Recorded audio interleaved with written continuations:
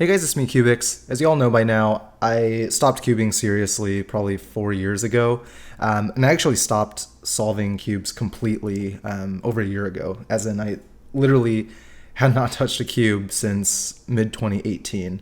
During this quarantine and during the coronavirus and everything else that's going on in the world, I recently picked cubing back up, and I realized that I'm actually much better now at cubing than I used to be, and that's what I want to talk about in this video. This is how quitting cubing actually made me a better cuber. So first, let's just get the really obvious out of the way. I'm definitely slower now than I used to be at my peak around 2013, 2014, but I'm actually not as slow as you might think.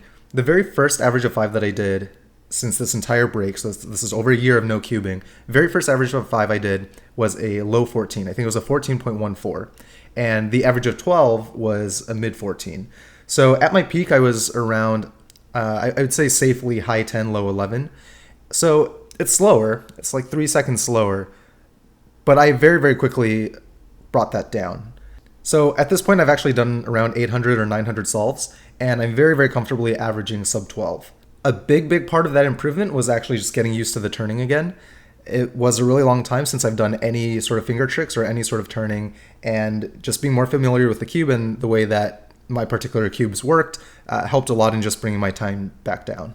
If you're wondering, I actually didn't forget any algs. I think in one of my solves early on I messed up an H-perm, but other than that I didn't have any OLL or PLL issues. Everything went really, really smoothly. The main problem I'm having right now is actually that I'm making a lot of mistakes that I would have never made in the past. So for example, sometimes I'll solve and I'll get an F2L pair that's actually pretty good, but I'll insert it in the wrong slot. Similarly for cross, I'll have a cross solution in mind when I'm inspecting, but then when I actually do the cross solution, I end up doing something that's different than I expected, or after I do the cross solution as intended, the F2L pair that I'm tracking is now in a different place than I expected. So to give some context, on solves that I don't make mistakes on, I'm actually getting really good times. I'm getting sub 10, low 10s, basically the same times as I would have gotten when I was at my best.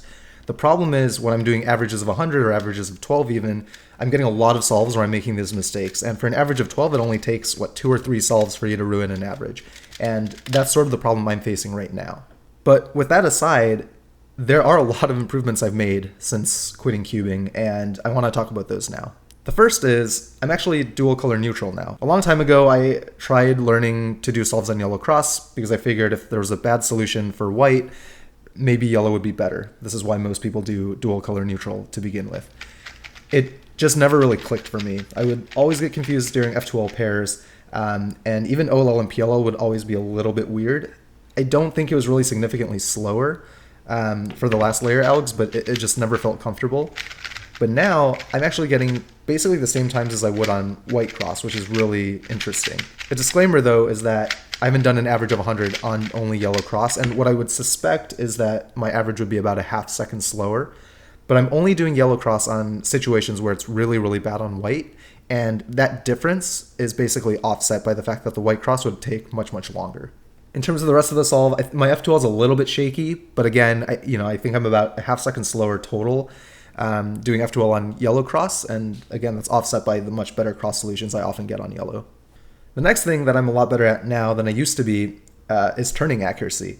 So I was never really bad at turning per se. My finger tricks were always bad, but my turning accuracy, I thought, was always quite good. But it's even better now. I'm almost never getting any catches or lockups. The turning style that I have is a little bit different than it used to be, and I like it a lot more now. And I'm also holding the cube differently, and that's helped a lot. I might make a separate video on this topic, but essentially the combination of how I'm holding the cube now and the way that I'm turning the cube is allowing me to actually exploit the corner cutting of the cube a lot more than I used to. If that's something you guys are interested in learning more about, then please leave a comment below and I'll try to make that video. But the major thing that I've actually improved a lot on isn't really anything about the solves themselves. It's really sort of this mindset that I have now. Coming back to cubing now after a really, really, really long break, I'm seeing a lot of inefficiencies in my solves, some of which were there before and some of which are new. In the past, I would have really structured practice sessions, and I know a lot of you guys do too. For example, I would want to work on cross to F2L transition a lot, and I practiced that a lot because everyone told me, dude, your cross F2L transition is really bad and you need to work on that. So I spent a lot of time doing that, but it turns out that wasn't really the only thing that I had issues with. My F2L is really, really inefficient. My last layer algs are complete garbage, and my recognition in general is not that great. And while it's true that my cross to F2L transition isn't great, there are so many other things that are problematic with my solves that I can work on that are going to lead to better results much more easily than if I just work on cross to F2L transition all the time. But the reason that I bring this up and the reason that I'm even making this video is because I want to highlight the fact that a lot of times, and this is true for cubing, but it's true for other activities as well, when we practice and when we think we have really structured practice sessions, we're actually really tunnel visioning ourselves into, really, really specific things that may not be that important in the grand scheme of things. So for me and cubing, yeah, cross to F2L transition is definitely something I want to keep working on, but there are other things that are much easier, for example, learning new algs that are better, that are going to improve my times in the short run much more easily. I think by taking a break from cubing and coming back, I now have a lot of these new perspectives that I didn't have before, and that's really exciting because I have this list of things that I can work on now instead of just a couple of things that I thought I did. Now, of course, I'm not advocating that everyone should take a year break from cubing and then come back and then, average a little bit slower and then, learn a couple of things. No, that's super inefficient, and, I would never suggest that. But based on the stuff that I know now, both in cubing and otherwise, taking a break might not be such a bad idea.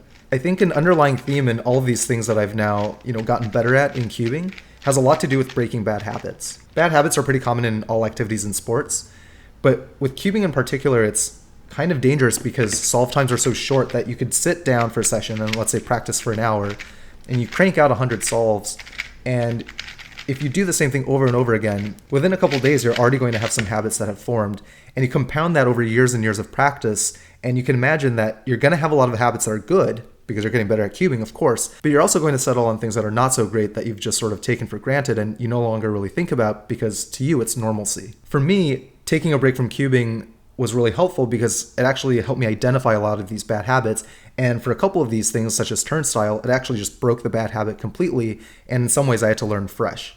And now that I've actually identified this list of things that I can work on, I'm going to basically make videos on each of those things in the future, and overall, over time, we'll see if I'm actually going to get faster. I hope you guys enjoyed this video. Please don't forget to leave a like and subscribe if you haven't already. Until next time, toodles.